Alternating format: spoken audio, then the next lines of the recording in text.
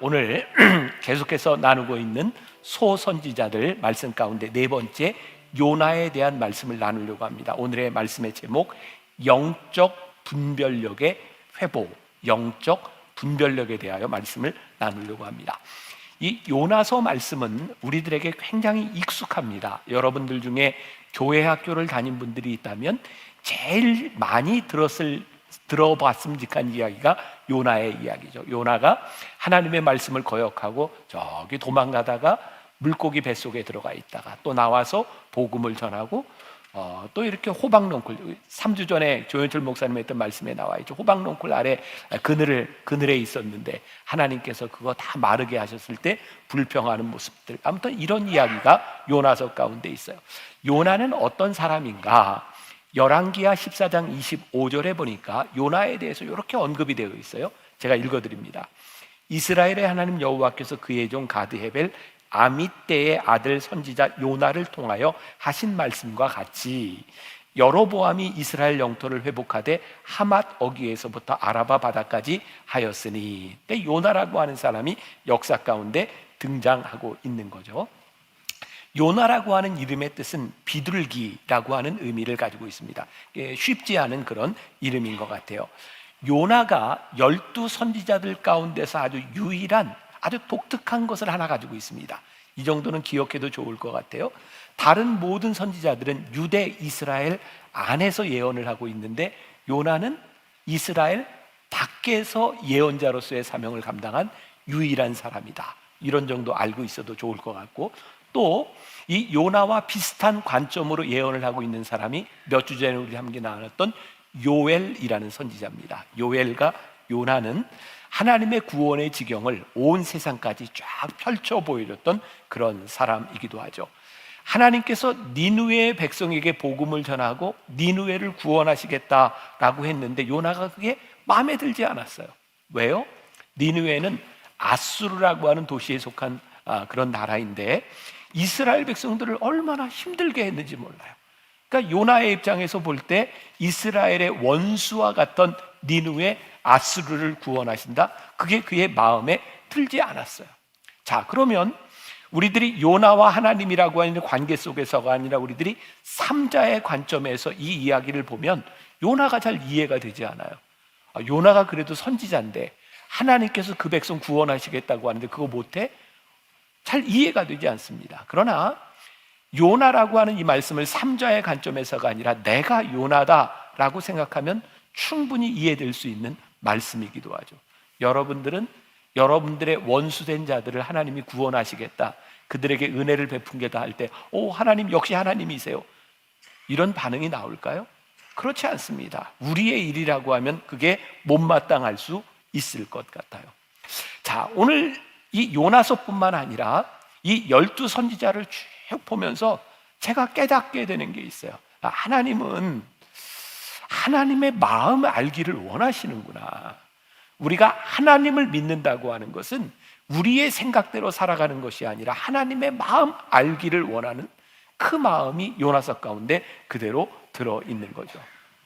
자, 이번 한 주간 전하 여러분들이나 조금 전에 이야기했지만 마음이 너무 무거웠어요.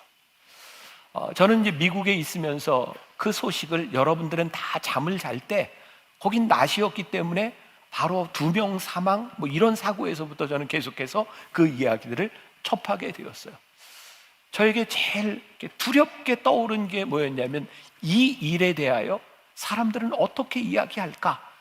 특히 이제 할로윈이라고 하는 이것 때문에 이 사람들에게 교회는 어떤 말을 할까?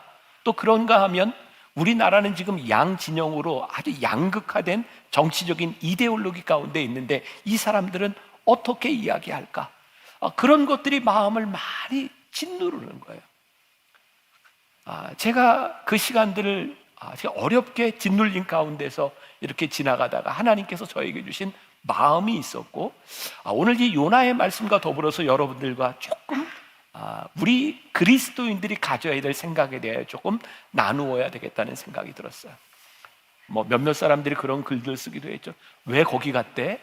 젊은 애들이 왜? 할로윈? 왜? 그런데 이런 문제를 다 떠나서 거기에 사고를 당한 아이들이 내 자식이라면 우리의 마음이 어떨까? 우리들이 삼자적인 입장에서 왜 그런 일이 일어났어? 라고 이야기하기 전에 그 자식이 내 자식이라고 하면 우리의 마음이 얼마나 아플까? 사실은 하나님께서 바라보시는 정말 중요한 마음이 있다. 그것은 왜 그런 일이 일어났느냐보다 지금 그 일어난 일들에 대하여 마음 아파하는 사람들의 그 마음. 전 목사인데요, 저에게는 그런 두려움이 있어요. 여러분들은 어떻게 생각할지 모르지만 저도 여러분들도 사고를 당할 수 있잖아요. 근데 만일 제가 교통사고를 당했다, 제가 어떤 사고를 당했다. 근데 어느 때 사고를 당하는가? 만약 놀러 가다가 사고를 당하면 제가 참 할 말이 없을 것 같아요. 저는 그래서 사고가 나도 신방 갈 때 사고가 나거나 조금 교회 일을 할 때 사고가 나야 나 이거 사고 났어요, 뭐 아파요, 이런 얘기를 하지, 놀다 사고 나면 참 내가 그렇겠다. 근데 저에게도 쉼의 시간이 있고 저도 노는 시간이 있어요. 여러분들도 다 마찬가지예요. 근데 왜 저에게 그런 두려움이 있나 생각해 보니까 늘 누군가의 생각, 누군가의 비난, 누군가의 이야기들이었어요. 내가 사고를 당하고 아프면 하나님은 저를 바라보시면서 너 참 아프겠구나 라고 말씀하시지, 누가 거기 가랬냐? 너 왜 놀다 사고 당했냐? 하나님 그러실 것 같지 않아요. 우리 자녀들을 바라보시는 하나님의 마음, 그것은 정죄하기보다는 아파하는 하나님의 마음이 우리들 가운데 먼저 있을 것 같다는 생각이 들었어요. 지난 주간 제가 읽었던 책 중에 스캇 솔주 목사님이 쓴 아름다운 사람은 저절로 만들어지지 않는다라는 책이 있는데요, 거기에 이 목사님께 어떤 교인이 보낸 편지의 내용이 있어요. 사랑하는 아들이 자살로 세상을 떠났고 일주기가 되었을 때 그 엄마는 편지에서 이런 얘기를 해요. 이 땅에서의 슬픔이 천국에서의 기쁨을 더 강하게 해줄 뿐이지요. 그러면서 이분은 팔찌를 늘 끼고 다니는데 거기에 헬라어에 테텔레스타이라고 하는 글귀가 적힌 팔찌를 끼고 다닌대요. 이 테텔레스타이라고 하는 말은 뭐냐면 예수님이 십자가상에서 다 이루었다라고 하는 말이에요. 아들이, 그렇게 신실한 신자였던 아들이 정신이 약해져서 아마 우울증이었을 것 같아요. 자살을 했어요. 이 어머니는 그런 믿음을 가지고 있어요. 테텔레스타이, 하나님께서 다 이루셨다. 죽기 전에 했던 그 아들의 마지막 행동으로 아들이 심판을 받는 것이 아니라 예수님께서 돌아가시기 전에 십자가상에서 다 이루셨다라고 하는 그 말씀으로 우리 아들이 그 행동의 심판을 받을 거야. 예수님께서 십자가를 지시기 전에 아버지, 저들을 사하여 주옵소서, 저들이 하는 것을 저들이 알지 못합니다 라고 기도했던 그 예수님의 기도 가운데 우리 아들이 판단을 받을 거야. 그러면서 그 어머니가 위로를 받는.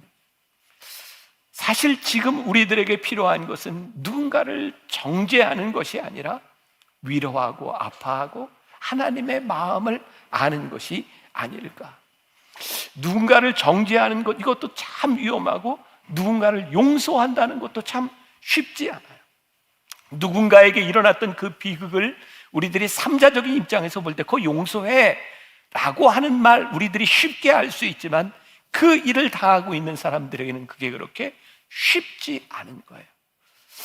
우리가 하나님을 믿으면서 누군가를 향해 그렇게 쉽게 이야기하는 것들이 아니라 하나님 아버지의 마음으로 우리들이 누군가의 마음을 좀 헤아릴 수 있다면 진짜 우리들이 하나님의 자녀로 살아가는 것일 텐데, 요번 정권, 지난 정권, 지지난 정권, 우리 교회에는 교인들이 많다 보니까 정권이 바뀔 때마다 구치소에 들어가는 분들이 있어요. 제가 담임 목사로 사역을 하다 보니까 정권 바뀔 때마다 구치소에 신방을 가요. 제가 다음 주에도 또 구치소에 신방을 가요.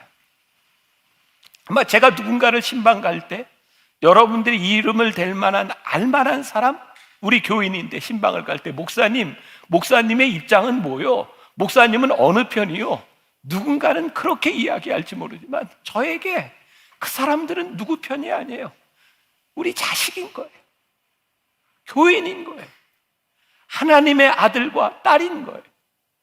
하나님이 우리들에게 그렇게 말씀하실 것 같아요. 야, 이 자식아, 내 자식이다. 그놈 내 자식이다. 하나님의 마음이 우리들 가운데 보여지기 시작할 때 우리는 누군가를 정죄하는 것보다 그들의 아픔과 어려운 마음들이 우리들에게 들어오는 것. 그래서 오늘 요나서 말씀을 통하여 우리들이 깨달아 알기를 원하는 것이 하나님의 마음인 거예요. 요나의 이야기도 그래요. 객관적인 용서의 이야기가 아니라 바로 자기 민족을 약탈하고 자기 민족을 고통스럽게 했던 이 원수를 하나님께서 용서하시겠다고 할 때 그거 받아들이기 힘들었던 요나의 마음과 하나님의 마음 사이의 이 스트러글을 우리들에게 보여주고 있는 거예요. 우리는 요나를 통해서 하나님 중심의 세계관을 보게 되죠. 하나님께서 요나에게 심판을 예언하라고 말씀하세요. 이스라엘 백성에게 심판을 이야기한다면 하나님께로 돌아오기를 원하시는 하나님의 마음이 느껴지는데, 니느웨 백성을 향해 심판하라고 하는 말씀은 하나님께로 돌아오라고 하는 말씀으로 해석하기 싫은 거예요. 그놈은 심판받아야 되는 거예요. 하나님께서 만일 징벌하기 위해서 심판을 이야기하신다면 뭐하러 심판을 이야기하시겠어요? 그냥 심판해버리지. 그러니까 하나님께서 우리들에게 심판을 이야기하는 이 무서운 심판의 말씀은 그저 심판하시겠다고 하는 것이 아니라 너희들이 이 심판이 이렇게 무서우니 하나님께로 돌아오라고 하는 아버지의 마음이 느껴져야 이 예언서를 우리들이 바로 이해하게 되는 거예요. 근데 요나는 그 하나님 아버지의 마음을 알지 못하고 요나는 다시스로 도망가요.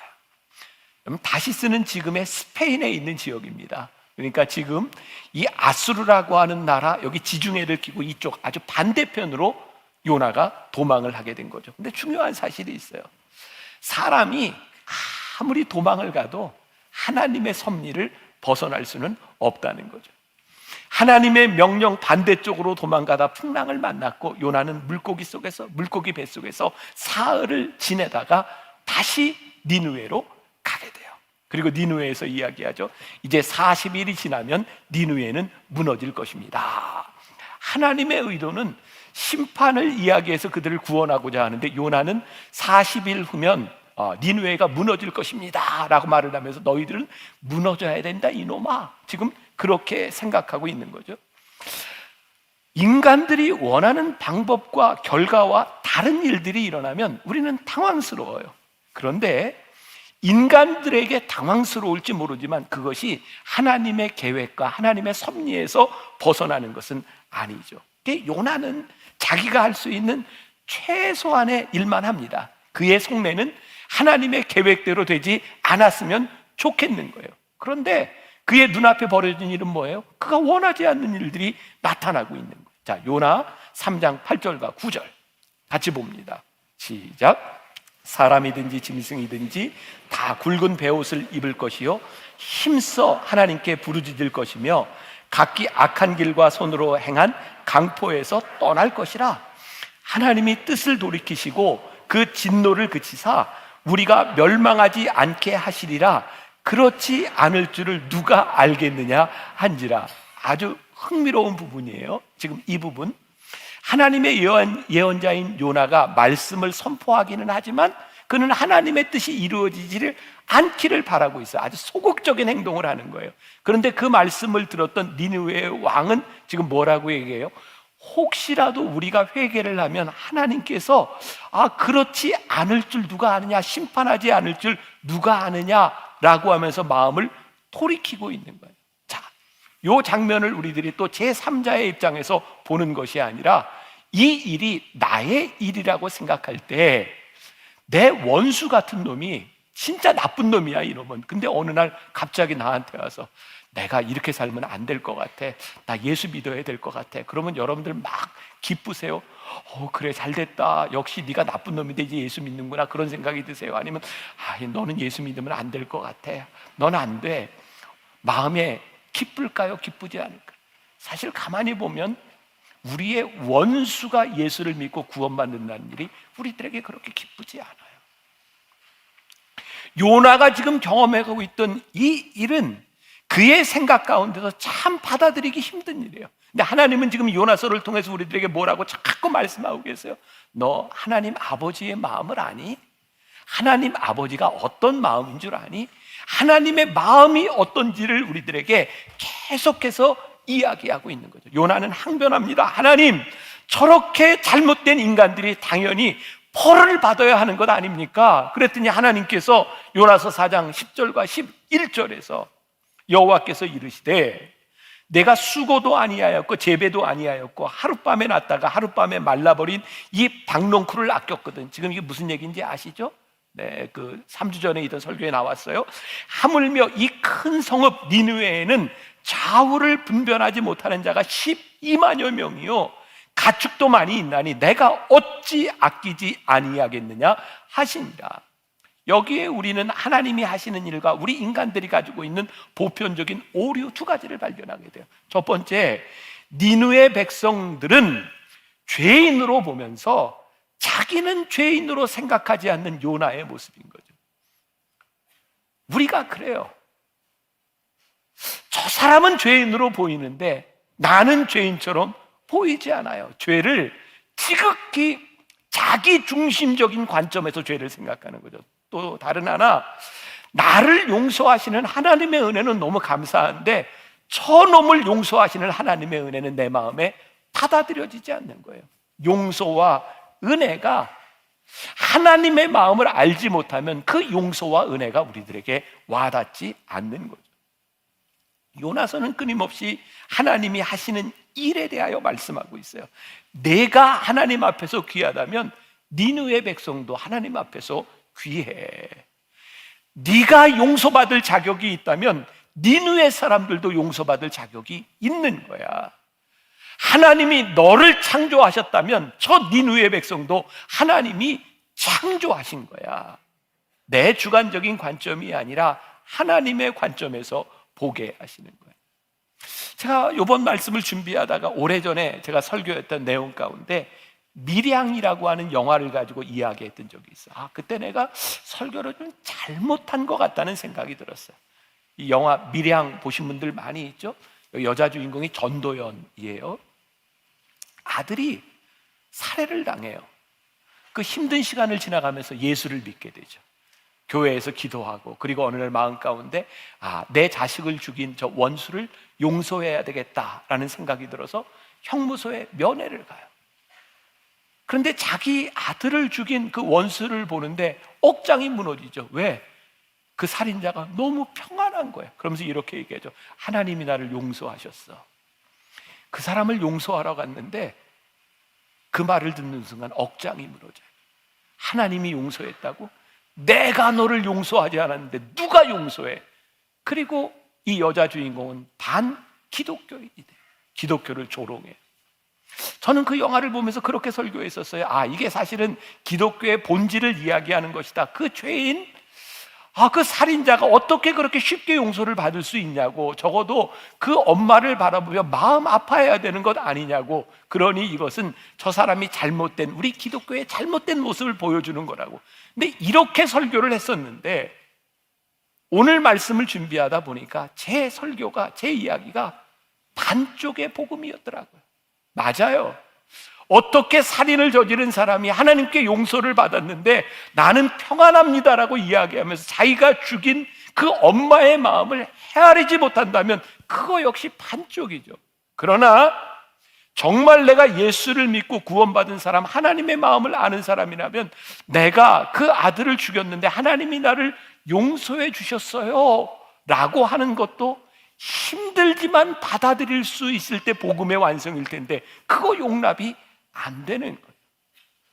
결국 보니까 두 가지가 다 내가 하나님께 용서받았는데 용서받은 그것이 얼마나 큰지 알기 때문에 우리들의 잘못을 회개할 수 있는 마음과 더불어서 그렇게 나에게 잘못한 저 사람도 하나님이 용서하실 수 있다고 하는 것, 나 같은 사람도 용서하셨으니 그 사람도 용서할 수 있다는 것이 들어와야 완전한 복음이 될 텐데 늘 우리가 알고 있는 복음과 하나님의 마음은 늘 편협하고 반쪽짜리였던 것은 아닌가. 오늘 하나님의 용서와 사랑은 우리가 생각했던 것보다 훨씬 더 완전한 것이라고 하는 것을 요나를 통해서 말씀해 주고 있고, 하나님의 용서와 사랑은 우리의 이해를 훨씬 더 뛰어넘는 것이라고 하는 것을 말씀해 주고 있고, 하나님께서 행하시는 정의가 우리의 마음속에는 용납이 되지 않지만, 그래서 우리들이 불의하다고 생각하지만 하나님의 정의는 우리의 생각보다 훨씬 더 크다고 하는 것을 요나서는 우리들에게 보여주고 있는 거예요. 우리가 잘 알고 있는 손양원 목사님이 있어요. 아시죠? 손양원 목사님 별명이 뭐예요? 사랑의 원자탄. 왜 우리가 그분을 사랑의 원자탄이라고 불러요? 6.25 시절에 그 손양원 목사님의 아들을 공산당이었던 청년이 죽이잖아요.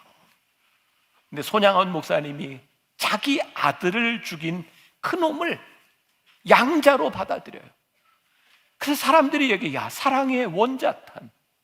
그런데 오늘 말씀을 준비하다가 저에게 그런 생각이 듭니다.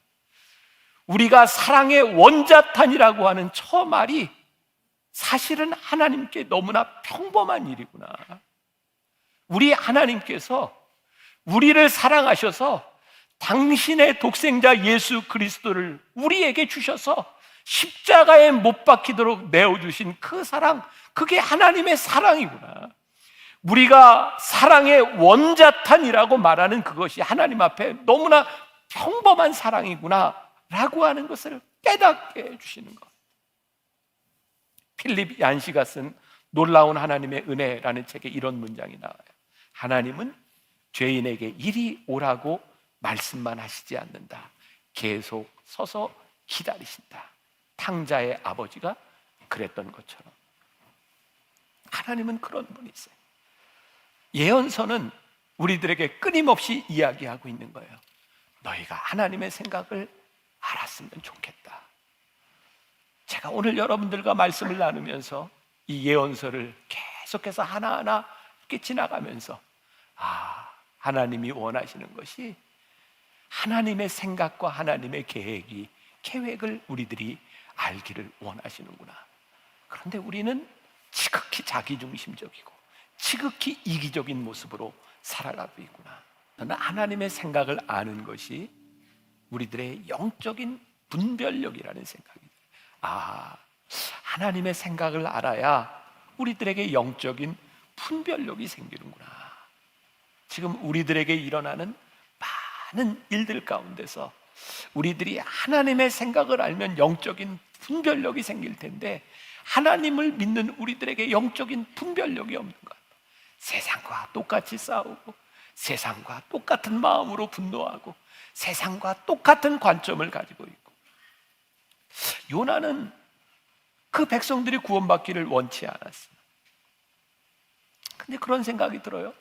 요나가 원치 않는다고 하나님의 역사가 끝이 날까요? 아니요. 요나가 원치 않아도 하나님은 하나님의 일을 하실 거예요. 근데 하나님은 굳이 요나를 데리고 그 일을 하기를 원하세요. 이 일이 저에게 도전이 되었어요. 우리가 원하지 않는다 해도 하나님께서는 여전히 하나님의 일을 하셔. 근데 하나님이 우리를 부르신 이유는 그 하나님의 일을 우리를 통해서 하시기를 원해서 우리를 부르셨어.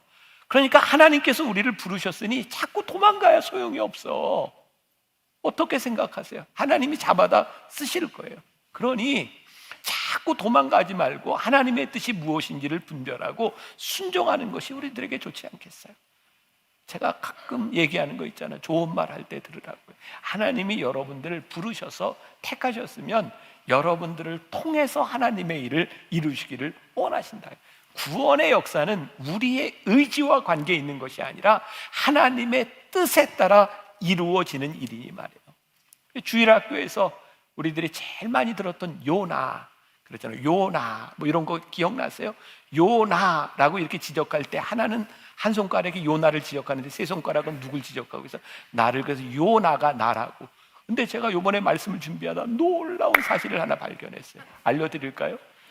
요나를 거꾸로 하니까 나요예요. 야, 그렇구나. 이게 요나, 저는 이렇게만 생각했는데 하나님이 놀라운 지혜를 저에게 주신 거예요.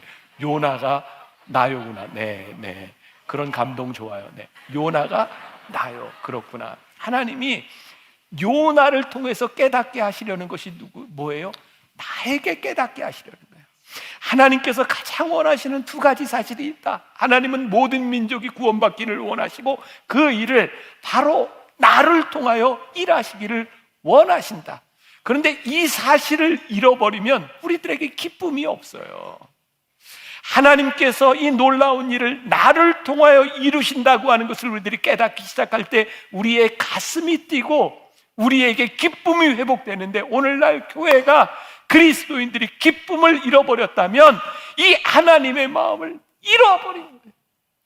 이 세상에서 이 세상 사람들과 똑같이 이데올로기로 갈라져서, 똑같이 자기 생각으로 갈라져서 서로를 헐뜯고 서로를 향해 모독하는 이 모습들을 바라보며 우리들이 기쁨을 상실해버린 거예요. 하나님, 우리 성도들에게, 우리 그리스도인들에게 이 기쁨이 회복되게 하여 주옵소서. 세상과 다른 것을 보게 하여 주옵시고 하나님의 마음이 우리 가운데 들어오게 하여 주옵소서.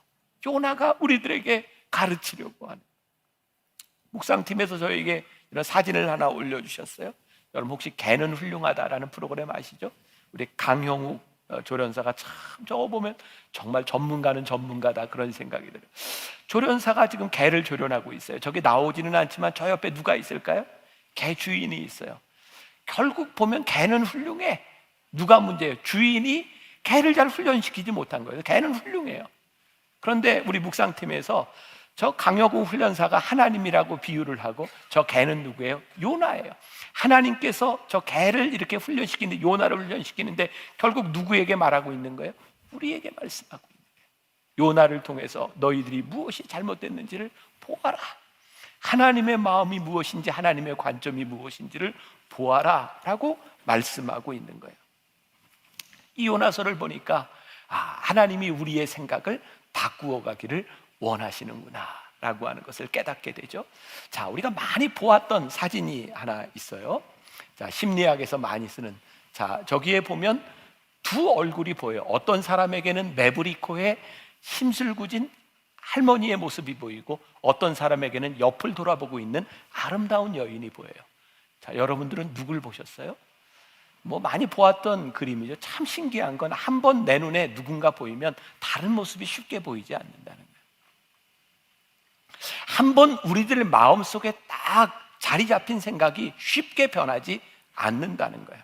그래서 하나님께서 이 요나를 통하여 이 12명의 소선지를 통하여 계속해서 하나님의 마음이 무엇인지를 우리들에게 깨닫기를, 알기를 원하셔서 말씀하고 있는 거죠.